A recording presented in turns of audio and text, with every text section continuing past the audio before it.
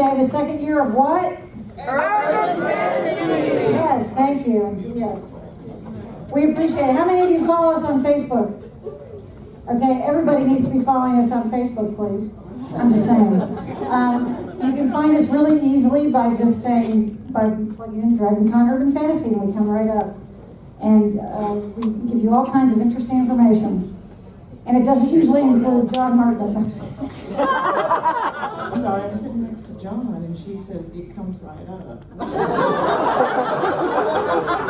Danielle, I put on pants for this panel. It's the first time in 2 days. Well, earlier he was wearing a kilt, and I had to remind him that you don't call it a skirt, because kilt is what happened to the last guy who called it a skirt. Yeah, some guy in the bar asked me what I was wearing under, and I told him his wife's lipstick.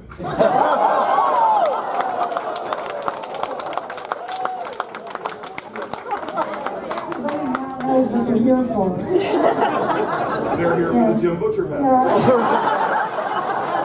In which he will not have to say anything. Because everybody else can just, he'll get a break then. In any case, thank you very much for coming. Thank you very much for your support. We really have had a good, well, this year and last year was our first year. We really appreciate all your support, so thank you very much. And we hope you'll come tomorrow. We have 4 panels tomorrow, so, you know.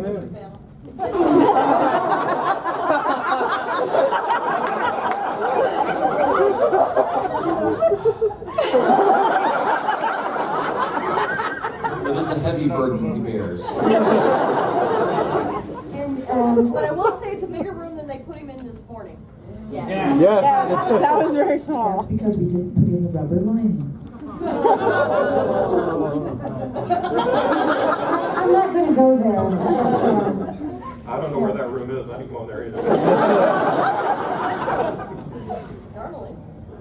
In any case, we do appreciate you being here, don't we? Everybody appreciate you. Especially if you've been in line for a long time. We've all done it, and we understand how that goes. So we appreciate you being here. First up, we're going to have all of our panelists introduce themselves. I have several questions for them, and when we get to the last little bit of time that we have left, it will then be your turn to ask questions. And we will figure out how we will do that at that time. I'm sorry, it's been a very long day. And now she has to deal with me. That's quite all right. And I will start on my left with the gentleman here who is going to introduce himself. Gentlemen? You've asked me before to be gentle, Kevin. And I've got the lipstick stains to prove it.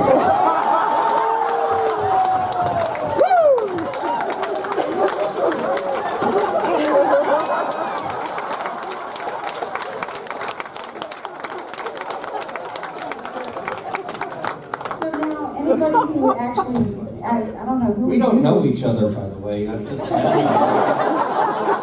already holding hands.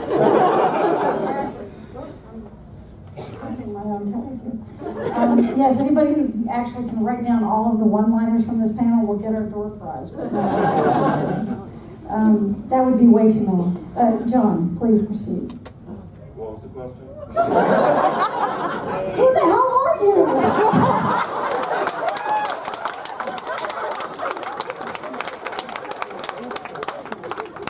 I'm John Hartness, and I'm the writer for the Black Knight Chronicles by Belveridge Books, the Bubba the Monster Hunter short story series, and the creator and co-editor of the Big Bad series of anthologies.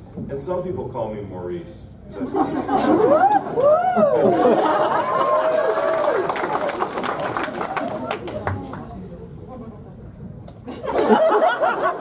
love you, Kat.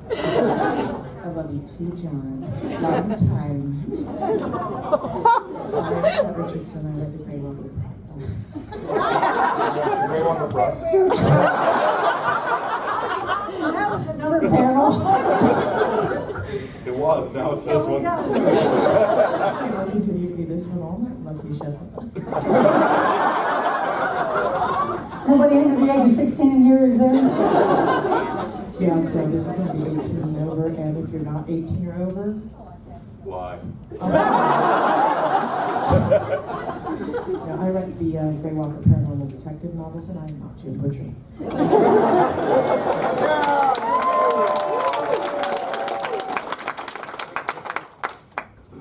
I promise, Carol, I will only say it this way once per convention. I'm Jeremy fucking Lewis. And I write the Void City series for Pocket and also the Grudgebearer trilogy for Pirate. Which comes out on Tuesday, yeah? Comes out on Tuesday. Oh, do they? They already have it here? Yes, they have it. Okay, just saying. I'm Julie Kenner. I'm also not Jim Butcher. I write the Demon Hunting Soccer Mom series, and you can download the first one for free.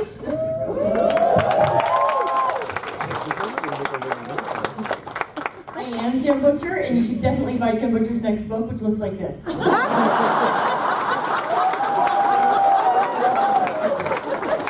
really Delilah S. Dawson. I write the Blood series for Simon & Schuster, which is steampunk vampire smut. And the Sons of the Storm. Okay, you like that? Smut! Hey, Smut! Okay, my name is Smut now. That's what the S stands for. Yes. Uh-oh. And I'm Kevin J. Anderson, and I write lots of stuff, but appropriate to here is the Dan Shamble Zombie PI series. And last year's panel, I said I was starting a book called Slimy Underbelly. It came out in time for Dragon Con this year, and I am sitting next to Jim Butcher.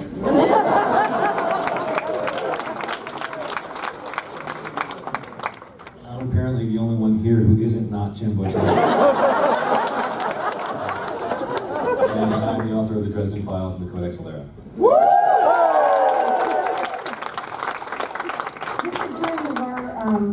Last year, I was going to tell a brief story about this, but I was looking for some kind of decoration for the track room that would be, you know, something kind of cool that would look nice in here. And this was the only thing I could find. Can you see it in the back?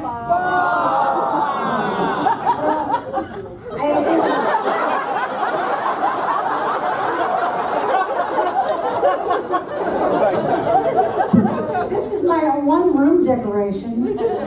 Is Bob the Skull. And he's here. And I would put it down by Jim, except that... Bob loves smut. Actually, Bob follows me on Twitter and talks to me quite frequently. He does love Spot, that's right. But he's kind of holding up a cord over here, so he's really the 8th member of the panel, is why I'm introducing him. So if you hear something really off the wall, it won't be me, it will be Bob. Something that has nothing to do with any of our authors. All right. Humor. Humor in urban fantasy. Something that all of you use to some extent, or you would not be on this panel. You use it in varying forms. Some of you use it in what I would call a very subtle manner. Some of you are...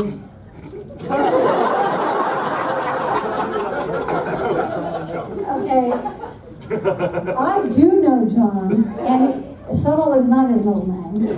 So, no, that's not why you're on the panel, not because of subtle humor. No, there's got to be a dick joke in here somewhere.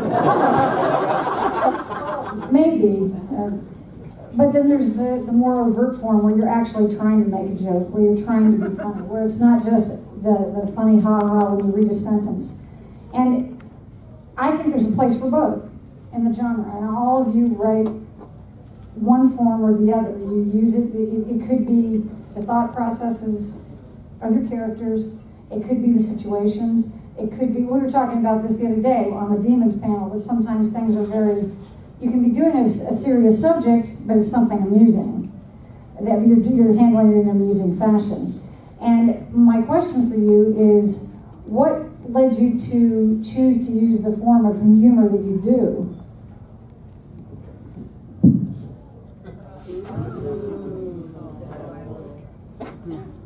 I think there's no place for subtlety in humor because then I don't get it. Well, you know, that's a valid point. Anybody else? I'm as subtle as a frickin' hand grenade. I mean, Use them like this. No, he doesn't. Probably for in the back. Even John will have to reach the back. He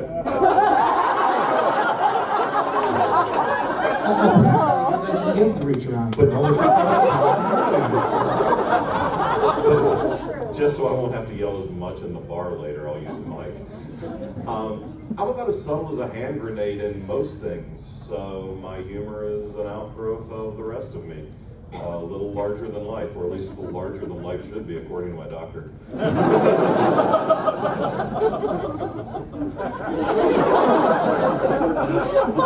Yep. They have hand sanitizer over there if you need that for the mic. That wasn't my hand, Dawson. Hand sanitizer either way.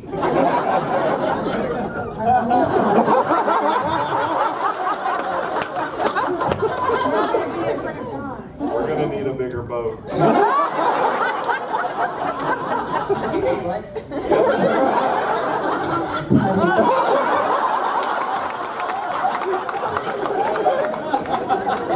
I get all the toys. What is even Japanese cherry blossoms? I'm not sure what that has to do with anything, but after 12 hours of panels, I'm just saying all kinds of crap.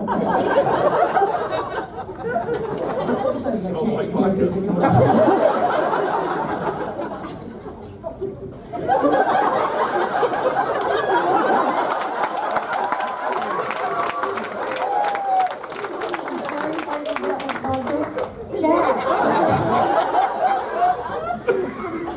I'm losing my voice because I was hanging out in the bar with this man. We'll ask you very few questions then. I'm going to have to get really close to this.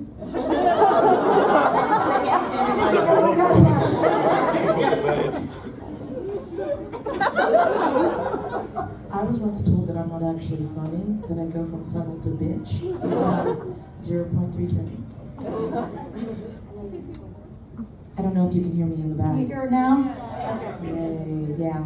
From subtle to bitch in 0.3 seconds. But I'm sitting next to John, which means it's going to be a lot faster.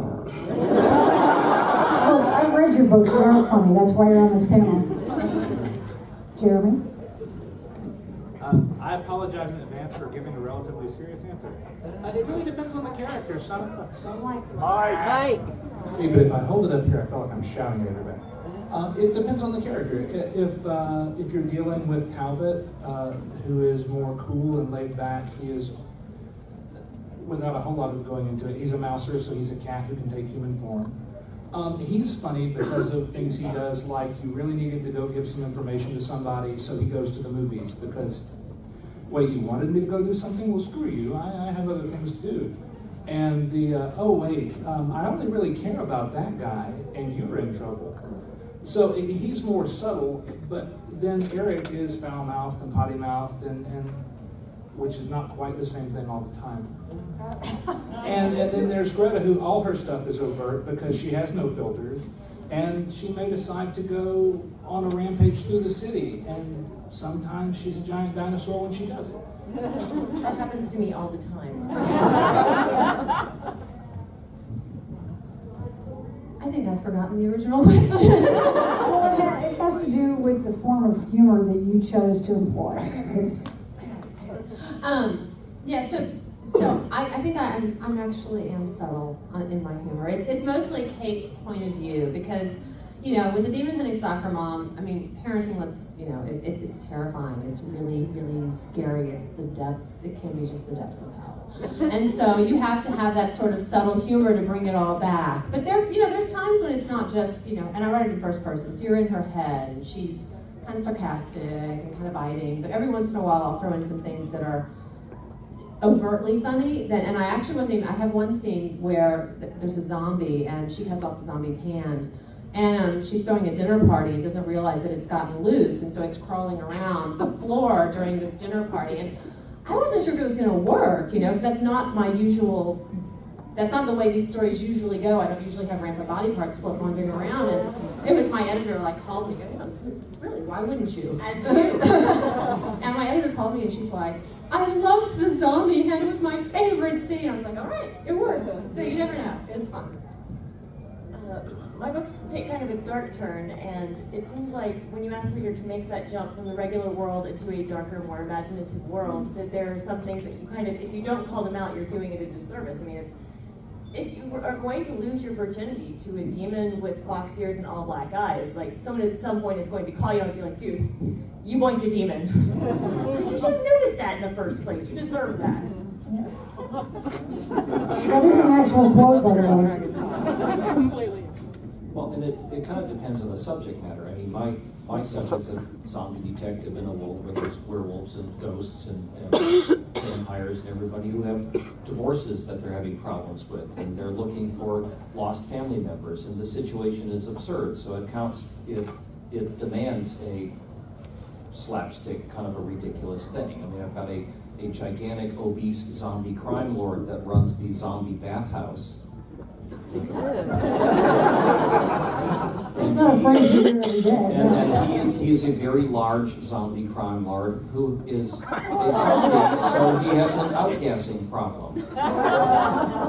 And you've got a zombie who's a detective, so how can you not make the joke that he's a stiff dick? So there is no place for subtlety in these stories. For the Dresden Files, a large amount of the humor that I rely on is basically humiliating Harry Dresden. Which is, in my personal life, I've found that really the most successful humor that I've had has involved basically humiliating myself. And that goes over well.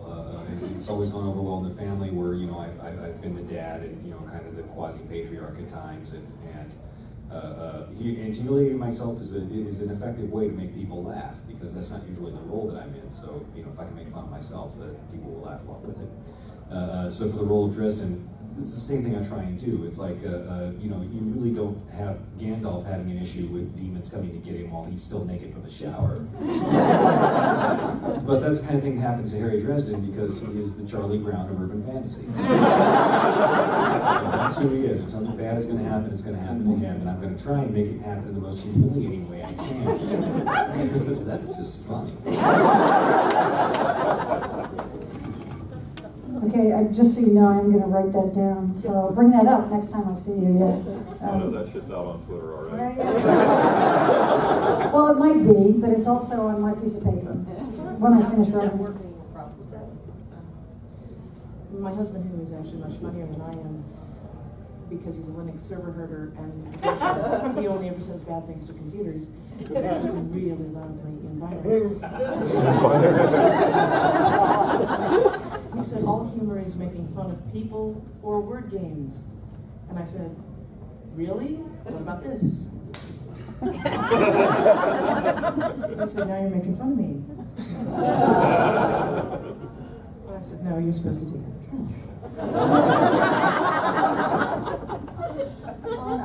I actually meant to.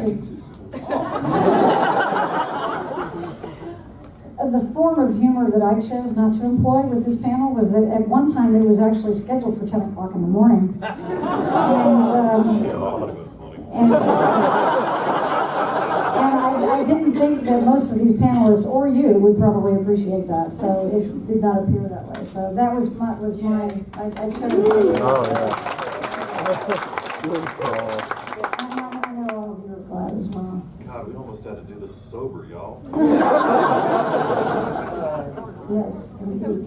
Well, and sometimes I know some people use some humor in urban fantasy because they feel as though it's a way to kind of help alleviate the darkness that can be there. And is that why you use it, or are you just like John? No, I'm just kidding. And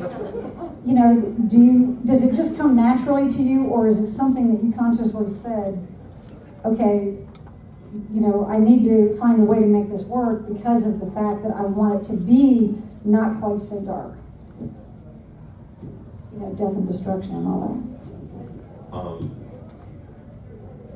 I actually look at the books as a whole as a way to make urban fantasy as a whole a little less dark. Okay. Because yes, the books of themselves are lighthearted comedic urban fantasy, and Bubba the Monster Hunter is comedic horror.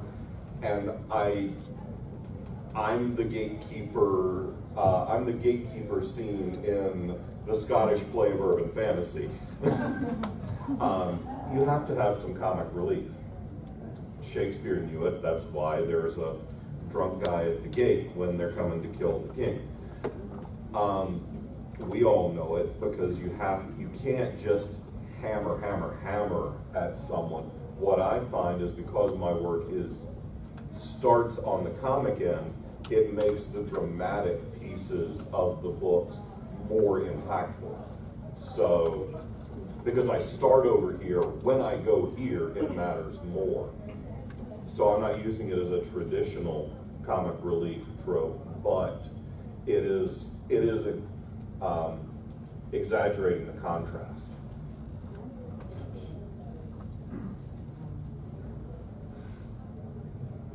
She's giving me enough room to hang myself. I love Carol. Yeah, for me, it's the sort of the steam valve. If you let the tension get too high, you have to bring everything else up to that level, and frankly, I'm too damn lazy. So I always want to let it off a little. It's John, I swear to God. He's not doing anything. I can wait. Yeah, you just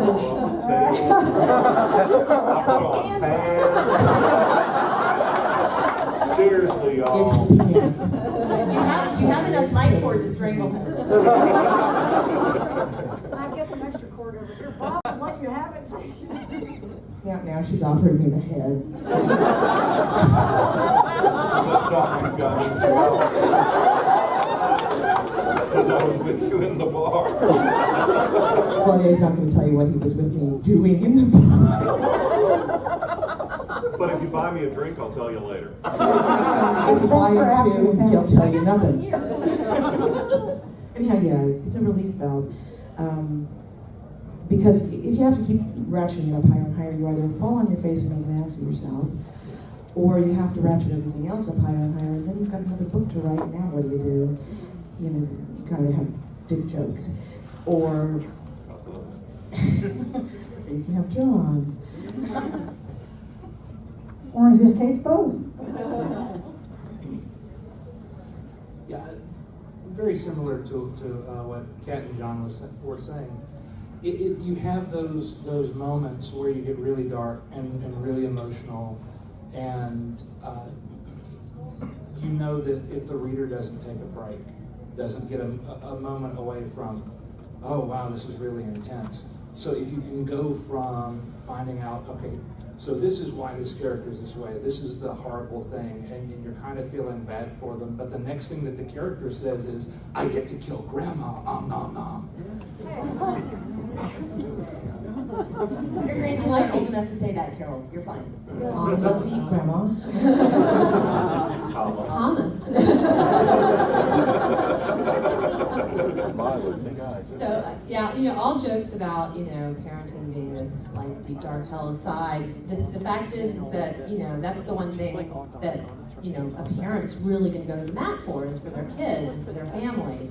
And so when you toss something super scary into the mix that can really mess that up, it could be really, really dark. I mean, I could have gone with the series in a very dark way and have it be really scary and, have Kate really just be in this very bad place because demons are coming and they've infiltrated themselves in her family life. But when I sat down to write the book, I started like I always do, where I sit down and I see if I know this character, if I can just sort of get into it. And Kate started talking, and she's got a wit. She's got a way of looking at the world that turns it around. So that's how she deals with the scary side of things. And so it was a conscious choice in that I made it, but it was unconscious in that the character spoke to me. And so that was Kate revealed herself to me in the writing of the story.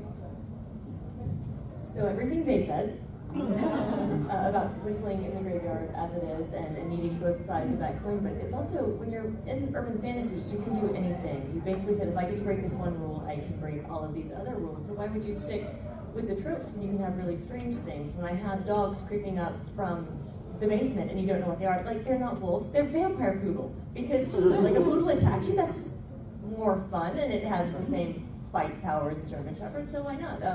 It's just fun to stretch and see how far you can take it in a new direction outside of the regular world. Like a standard poodle? Okay, so like if you had like a labradoodle, right, and you bred that to a hyena and it's kind of canted at the shoulders, like it's then the teeth. But it's got the cut. It's got the cut because you need to muscle work. And John wrote the story about the hyena and the labradoodle. I only write erotica under a pseudonym, Kevin. But a labradoodle loves a hyena very much. To me, it's more of a pendulum thing that this you've all familiar with zombie fiction. The Walking Dead, I love The Walking Dead, but I have to think long and hard about the last time that I rolled on the floor laughing out loud watching The Walking Dead. Not really a whole lot of ha-ha moments in The Walking Dead. And I remembering back when in the late 70s when I was watching movies that there was Star Wars, then you got the really serious science fiction movies, you got Blade Runner, and I love Blade Runner. But there gets to a time that after Blade Runner, you need Spaceballs. And after so much really, really dark and grim and violent and depressing, in a good way, zombie fiction, I thought, okay, if you look at it in a different light, there's a lot of really funny things about zombies. And if you play it for laughs, I mean, I've got a guy that needs to go for regular visits to the embalming parlor so that he's a well-preserved zombie, because he just hates those shambling, necrotic embarrassments that give zombies a bad name, and he wants to keep himself so he doesn't fall apart because he's got work to do. And when you get to the point where we've had enough really serious, and I talk to fans come up to our table or to signings and go, oh, I don't like zombie fiction, it's too grim and depressing. I go, yeah, but this guy's a stiff dick. That doesn't always sell either. Gotta pick your audience. The little kid didn't get it. Don't pick your audience off an episode of Criminal Minds. Humor always has been and always will be a weapon in the hands of people who don't have power. The folks who do have power generally tend to lack a sense of humor, by and large. At least in my experience, that has been the case. But the Dresden Files, that's a weapon, and it's not just a weapon for Harry, but it's a weapon for me, because if I can make you laugh at different points in the book, you can buy a protagonist who engages in a murder-suicide of his daughter's mother, which you get right down to it. That's what happened. And but yet, if I can keep life on the lighter side after he gets back there anyway, that's something that that lets me paint in very, very, very dark colors when I need to paint in dark colors, because I built up a trust with the audience that says, hey, but there's also going to be brighter stuff too. There's also going to be fairies eating pizza. There's going to be all these other things as well, and that's life. You get the most absurd stuff thrown at you and the most horrible stuff thrown at you, and that's how it goes. But anyway, other than that, I don't have anything to add. Everybody else has already said, so I'm all the way here at the end. The leftover panel for me. Maybe we're saving the best for last. Or when you're late. No, he wasn't late, was he? He was right on time. He was exactly on time. He was very punctual. He's not the late Jim Butcher yet. No, but if anything should happen, I think Brandon Sanderson should clean up for me.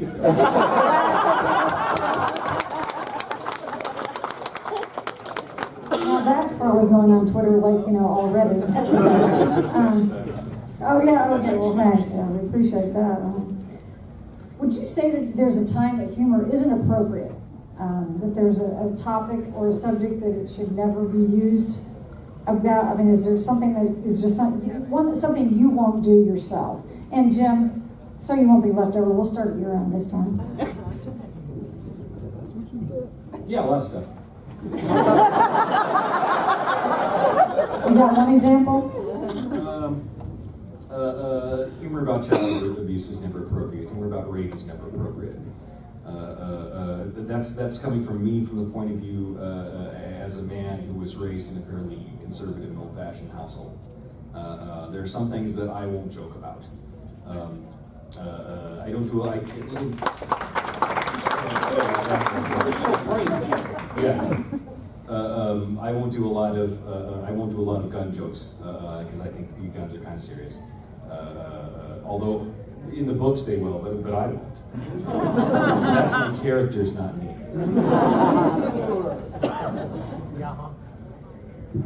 He used them all up. No, it's serious. There are some things that we as writers, we do have some sort of a social responsibility, well, other than John, but we do have some social responsibility that, because there is going to be some fan out there who reads your book and thinks, wow, that sounds like fun, because we made some rape scene funny, so he's going to go out and rape somebody. We don't want that, or child molesting. It's obvious that you should, it's obvious to me, things that you shouldn't make fun of. So, am I still clear? Another brave statement, I know. Those are the two big ones, but I think in the world that we have now, where it's so easy for fans to contact us and tell us when we're doing something wrong or when we've made a misstep, you start to realize that, there's a lot of different ways you could accidentally hurt people's feelings. So I think that we're more in touch with trying to keep people happy and not trigger anyone, and it's something that will make their life worse instead of improving it. Yeah, I don't really have anything to add. I agree with everything that's been said.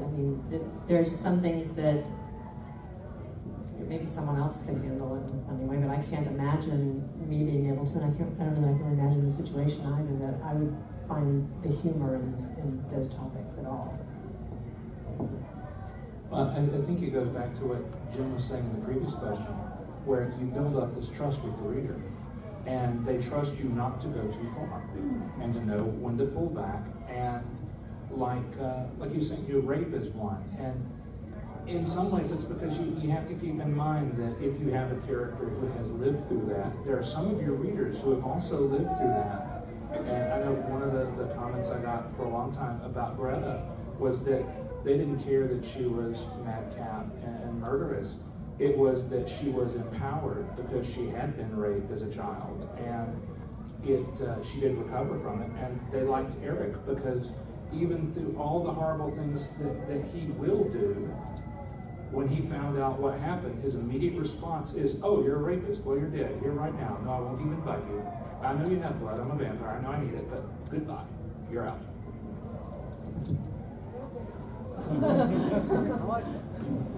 There is a social contract issue. We have kind of an unspoken agreement in this society. There are certain things that we take seriously enough that we do not make light of them. When we do make light of them, other people slap the crap out of us, and we deserve it. Rape and child molestation are the two biggies, especially right now. And you need to treat your characters as Eric's, as Jeremy treats Greta, with a lot of respect. So if your character does make inappropriate jokes, then you are doing it for effect, as Jim does. And it is not the writer, but it is very difficult upon occasion for fans to separate us from our work. So you have to think twice, and I think all of us think probably 2 or 3 times before we allow a character to say certain things that's going to bring us ugly, scary family. I'm a white Southern guy. I'm very cautious about racially motivated humor. I think that there are very few times when it's appropriate. Mocking the other it's a style of humor that I don't enjoy. and I don't choose to do that. I mean, I'm not Kevin, but I mean, that's different. But a lot of us probably lived through middle school where we were the other, and I don't need to do that in my books. I don't need to make other people remember bad times and things like that. There are plays that are very successful and produced all the time. The Foreigner and The Nerd are two of them. I hate those plays. I absolutely, because even though at the end there's the big twist and the guy they've been making fun of, spoiler alert, they're 30 flipping years old, y'all. And even though at the end the guy turns out to be smarter than everybody that's been making fun of him, it's 2 hours of mean-spirited mocking to get to a mean-spirited twist and gotcha. And I don't think I want humor to be mean-spirited. At the end of the day, I want people to laugh and feel good. Thus, fart jokes.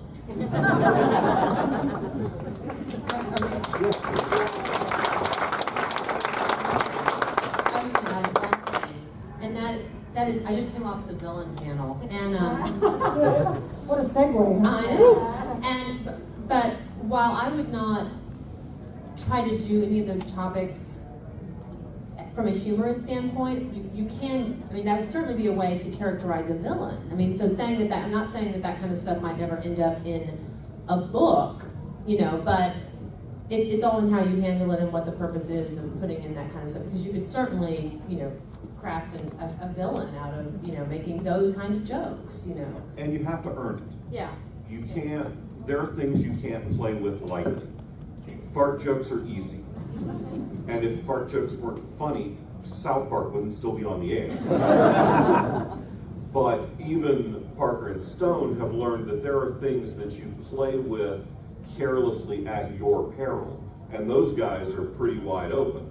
So, yes, I believe that you could have someone who is doing those things and that make a great villain. But it costs something. You as the writer have to earn that. You have to approach that really carefully, too. It's like that trope where we prove that someone is a villain because they do something horrible to a child or a pet. If it isn't motivated a lot deeper in the story, it isn't a really good joke. It's just you being a jerk.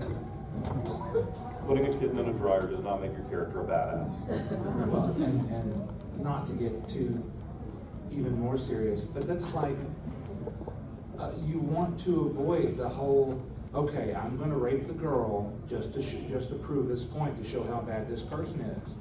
Well, no, pick another way, because that's too many people do that.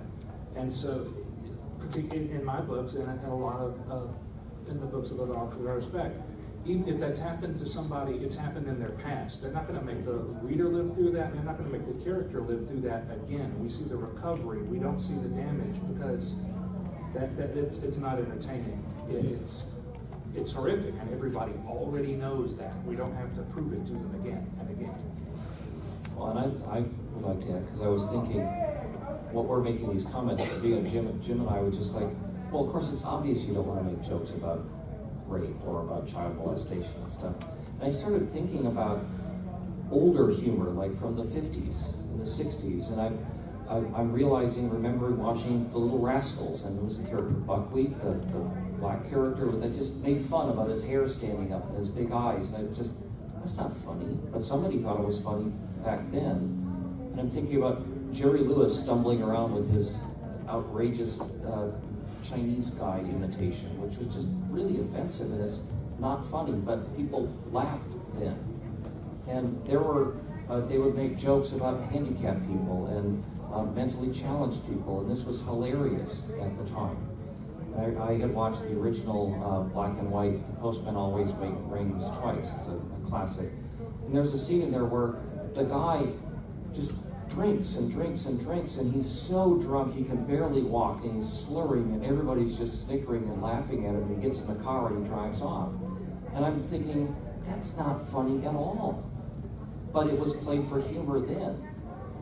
So I'm kind of hoping that people don't look back at us 20, 30 years from now and going like, man, why was John doing so many fart jokes? If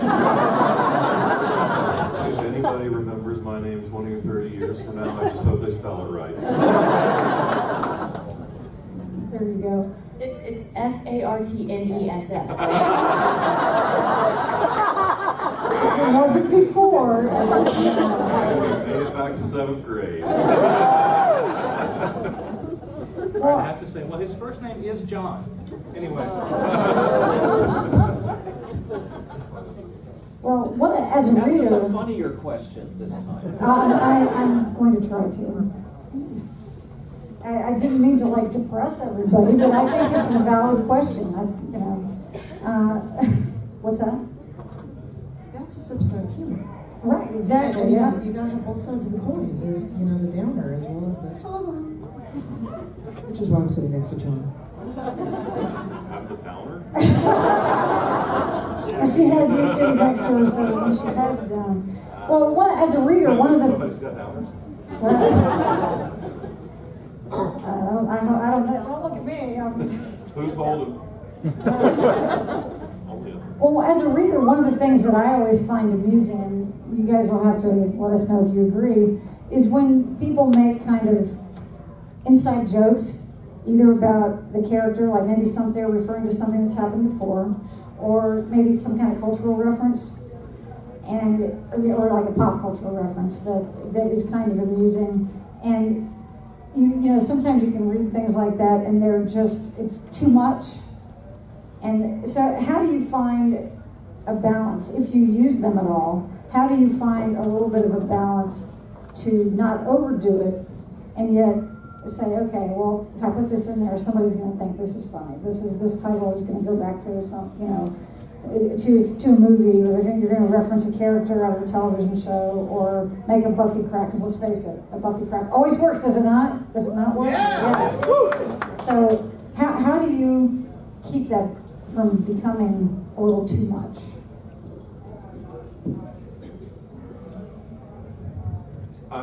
I try to limit the amount of pop culture references I use, because I think that it's a fine line between things that have moved past current pop culture and into the general culture. I think Buffy references walk a fine line, because we don't know if Buffy is still going to work in 20 years, and I really do hope that the books will last. Political humor is typically very timely, so I don't reference political figures in my work, because in 5 years we may not remember who was in office anywhere. Things like mocking Strom Thurmond if someone's from South Carolina, well, that's universal. Because He's been alive for 500 years. And I think he's still in office, although albeit dead. He's actually getting better ratings now. Frequent involvings. I blame Kevin for Strom Thurmond's continued re-election. Yeah, I like to avoid pop culture if it's too recent. Although I dig up old pop culture that has now become, sort of retro culture. I make jokes about Fred Astaire. Recently I made some rather rude Monty Python jokes. One of the characters has been poisoned and is possibly dying, so they've given him a magical emetic, and he's just vomited all over the place. And someone said, well, you'll feel better soon. He said, what did you give me? He said, don't worry about it. I said, what, he's going to turn me into a newt? He said, you'll be fine, you'll get better. Well, yeah, I think that's part of the key is I feel free to use as many pop culture references as are appropriate, but you've also got to make sure that they work whether or not somebody gets the pop culture reference. See, a pop culture reference, for me, it has to be there because it's what the character would have actually said or did. You can't force it in. And if you do that, then in general, it will work. And it's like, I'm sure most of us have watched the kids' cartoons where it's aimed at two levels, where there are all these inside jokes that the kids may never get, that are there for the adults, but it's still a cartoon, it's still funny. You don't have to get it. It's like the scene in Back to the Future where he's ordering a Pepsi free and wants a tab. Yeah, well, that scene, but you don't want to be that person. I've actually used probably more pop culture references or just general cultural references in the early books in the series than I should have in retrospect, because not so necessarily in jokes, but just in her daily life, because things go out of business, and I probably refer to Starbucks far more often than I should, and although I don't actually think it's going to go away, so it's probably not a problem. But yeah, if you're making a joke and it's a pop culture reference, it's like you said, you really need to think about whether or not it's still going to make sense to someone or be funny, even if they're reading it in another country and have no idea what you're talking about. If the translation doesn't work, it's still going to be funny.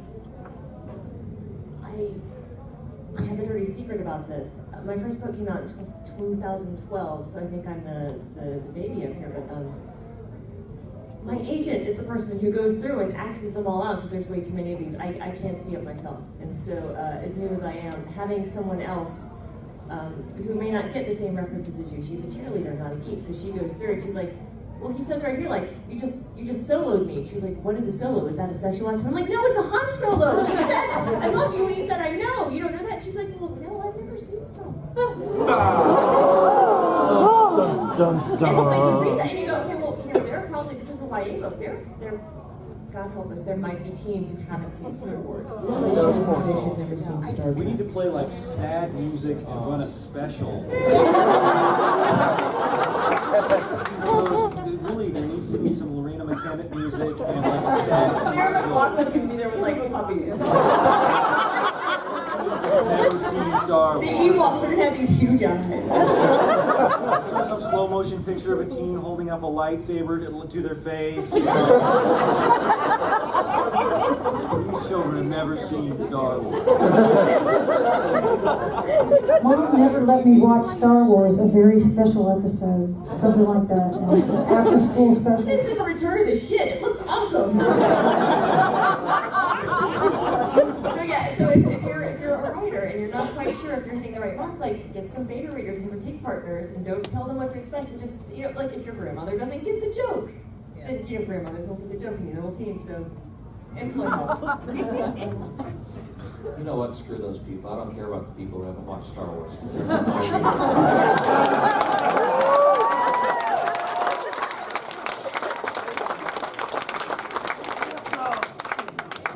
No, I'm serious, because when I'm writing my stuff, it is full of Easter eggs. Because I'm writing, and I'm actually not sucking up to you, but I really am writing to you guys. I'm writing to the fans who are going to get the Easter eggs. Because I try to hide the Easter eggs, so if you don't get them, you don't know that you don't get them. But if you do get them, you go, ooh, he's writing to me.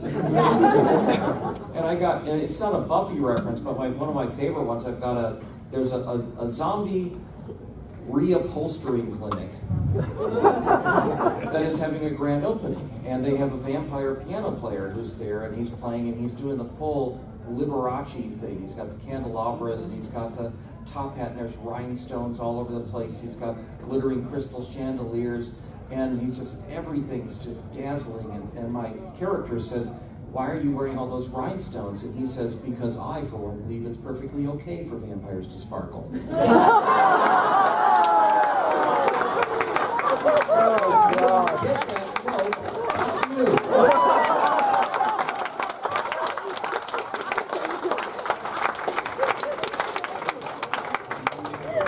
A lot of times, I do, there's a pop culture reference or two.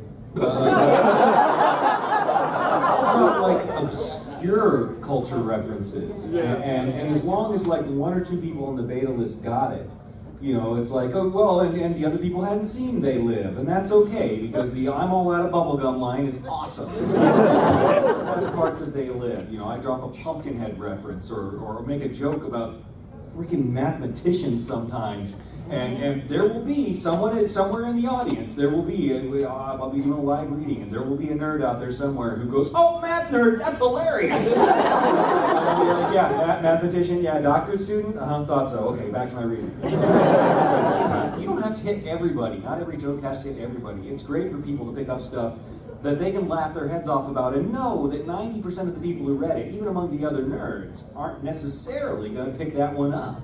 And that's cool. As long as you don't do that too often, you'll be fine. But not everybody has to hit every single one. That's okay. Well, and I think part of it, as you're saying, it has to do with how you do it. If it's not, if it is too much of something that everybody's going to get, it might sound as, it might kind of get in the way of whatever else you're trying to do. So, yeah, if they're a little more obscure, it's fun. For me, a couple of times I've had things happen where I've read something and I thought, I'm supposed to know what that means, or I'm supposed to understand what that was referring to, and then I'll come across something either on television or in a movie or somewhere, walking in the store, and I'm like, oh yeah, now I understand. And so that's kind of cool too when it works the other way around. So, in any case, we are now going to take some questions from the audience. What we're going to do is, if you have a question, please raise your hand, and my able assistant, Erica, will come with the mic, and you may ask your question, and that she'll hold the mic for you. You don't get to touch her mic. You touch it, you cannot take it. I'm an amateur writer, so. No, you're a writer.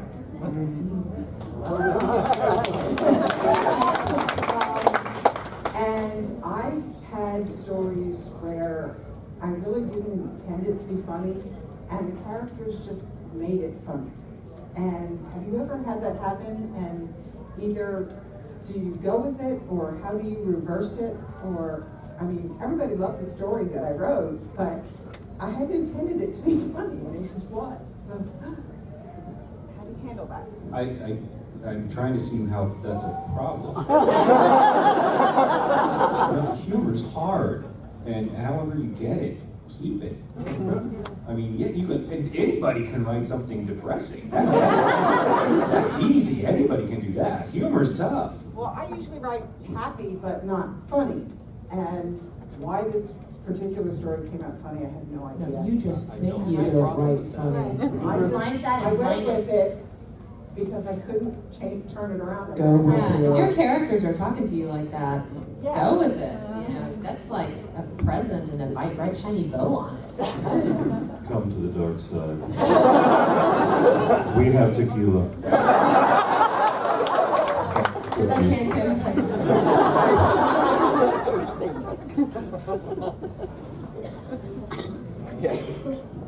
I was just wondering, from all of you, from the different book series you've made, what is your favorite funny moment that you've written, either accidental or character, whatever it was, your personal favorite moment? I dedicated a paragraph of a Bubba the Monster Hunter short story to the size of Bigfoot's wang. Go ahead, Kat.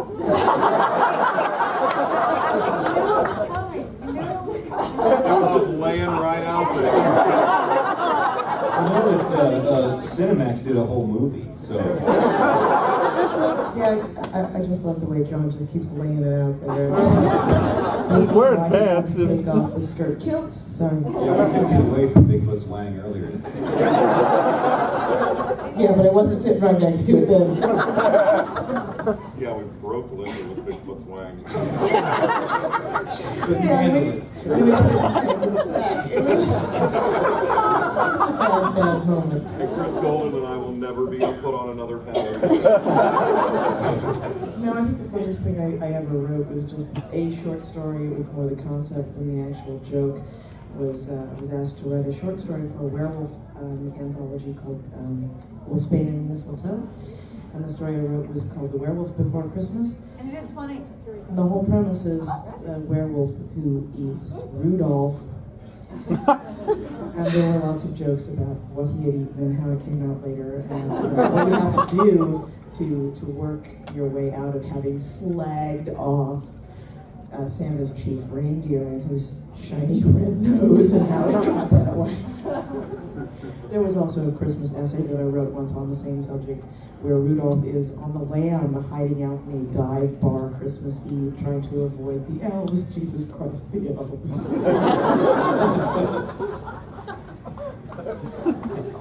If we're talking about just personally favorite moments, one of the things I always try to work in is a moment of slapstick because it's hard to pull off. And if I can actually make the moment of slapstick funny, then that's really gratifying. But my personal favorite, we were talking about Easter eggs earlier, Kevin was. I wrote a joke aimed at exactly one human being. Very satisfying, right? And it was for me because if you do that, then you have to make sure that you can see them when they read it. And it was one of my beta readers, and he was sitting there, and I had never made him fall out of his chair laughing before. And then suddenly Dan was on the floor, and I'm like, yes! But the best part of it is I aimed it at one person, but every now and then I'll get an email going, oh my God, that was hysterical. And I'm like, really? More than one person has had that experience?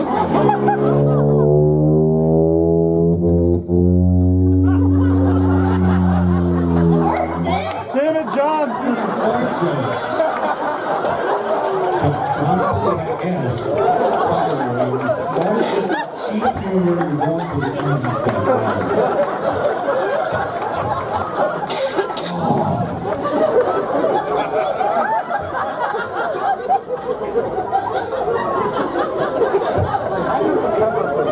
Don't get the Coke Sriracha wings, guys. This is totally unfair.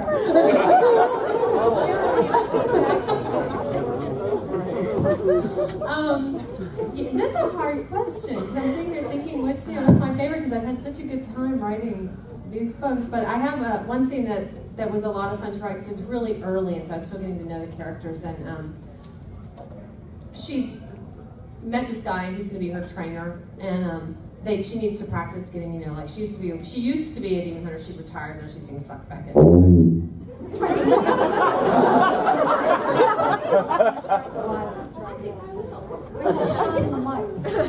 Finally, you can't say sucked to that. Anyway, so she has to get back into training in sword fighting, but she doesn't have any swords, and so they end up sword fighting with Swiffers. And her husband comes home, and she has to explain what they're doing, and it was a lot of fun. I think the thing that I've written that was the funniest was a post for Chuck Wendig's Terrible Minds writing blog that was called 25 Humblicious Steps to Writing Your First Sex Scene. Because, it starts with get drunk. And then it kind of devolves there. To counting hands, cleaning up afterwards. And people like that I point them to. I have a Geek Erotica self-published series about hot geeks having sex. And there's a lot of, there's a vibrator that's called one solo. So it means something else yet again. He shoots first, Carol.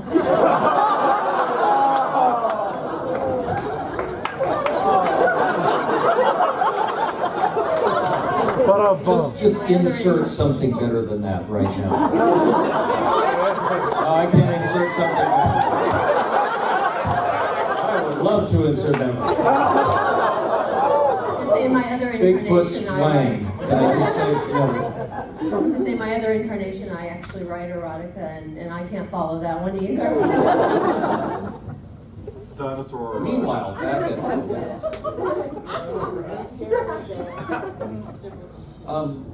it's really funny to pick, or hard to pick your favorite funny thing because that's a joke I've already done, and the one that I come up with next is the one that I sit there and cackle and laugh about, because the one that was really funny before, I loved it so much I told it to a bunch of people, so now I'm tired of that one. So.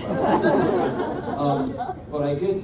There's so much stuff that I throw into the books, and in Slimy Underbelly, one of the storylines is there are two weather wizards who are running for office to be president of WUOFO, which is the Wither Wizards Universal Fraternal Order or something like that. And so they're campaigning by showing off how great they are as weather wizards, and there's like rainstorms and blizzards and everything going on, which is not to the delight of everybody else who just lives around there. But one of the weather wizards is kind of an inept and clueless guy, and his real name is Richard Thudner. But because weather wizards, like weathermen, they can't use their real name. So he's decided that the impressive name for Richard Thudner is he's calling himself Thunder Dick. And he doesn't know that there's anything wrong with that. And he's a weather wizard, and he has a cat for a familiar. And the cat hates him. The cat despises him, but he's stuck with him because he's his familiar. And the cat is like at his side as Thunder Dick is doing his campaign and his slogans. And he's printed up a whole bunch of these posters to show his prowess and why you should vote for him, because nobody comes faster than Thunder Dick.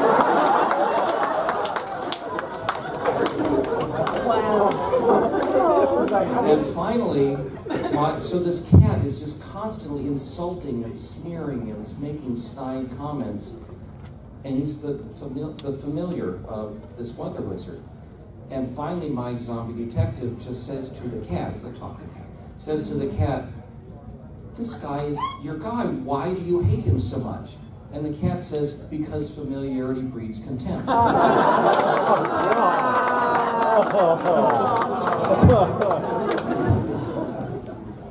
I'd say that my favorite humor comes from, it would be unfair to say this because basically anything I write with the cats in the new Cinder Spire series that I'm writing. I would love to say that it's going to be a great series that people will love because it's got a good story or a neat world or compelling characters, but really there's talking cats and they're going to steal the show. And it is hilarious to write from their point of view because they are such arrogant little monsters. It is so much fun writing them. I've got a cat riding on a character's shoulder while the character is climbing a rope laboriously. And the cat's just sitting there going, are you sure you're doing this right? It really doesn't seem like it should be this hard. I'm not very comfortable. When did you start writing nonfiction? And then the cat's like, listen, it's perfectly simple and you're just completely screwing it up. Here, watch. And then it climbs the last 18 inches by itself. And then turns around and is like, why are you breathing so hard? But it wouldn't be fair to mention because you haven't read that. So I'll just go, the thing I've always, it's always, my favorite humor is always what I've written most recently. So it'd probably be, who's a good dog?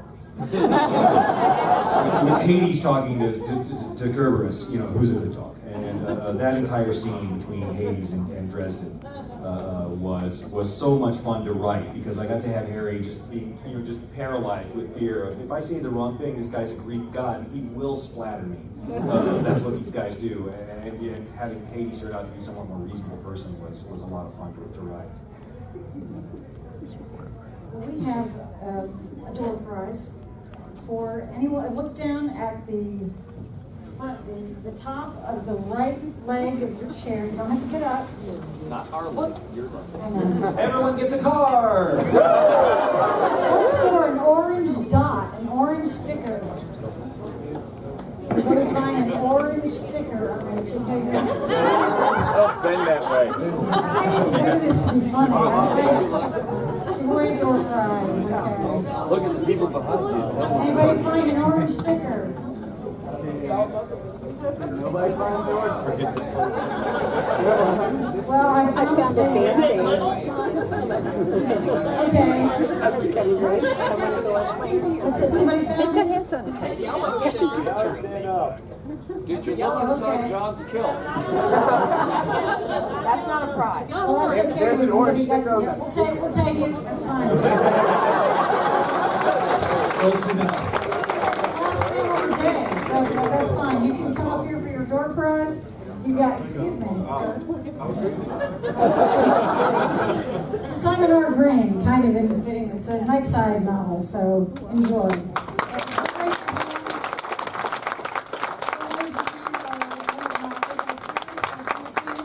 Let's thank our panel.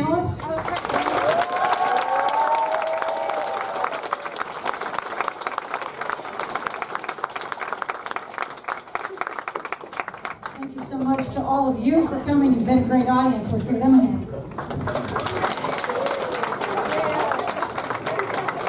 Thank you, folks, for supporting the Urban Fantasy Track. We look forward to seeing some of you tomorrow.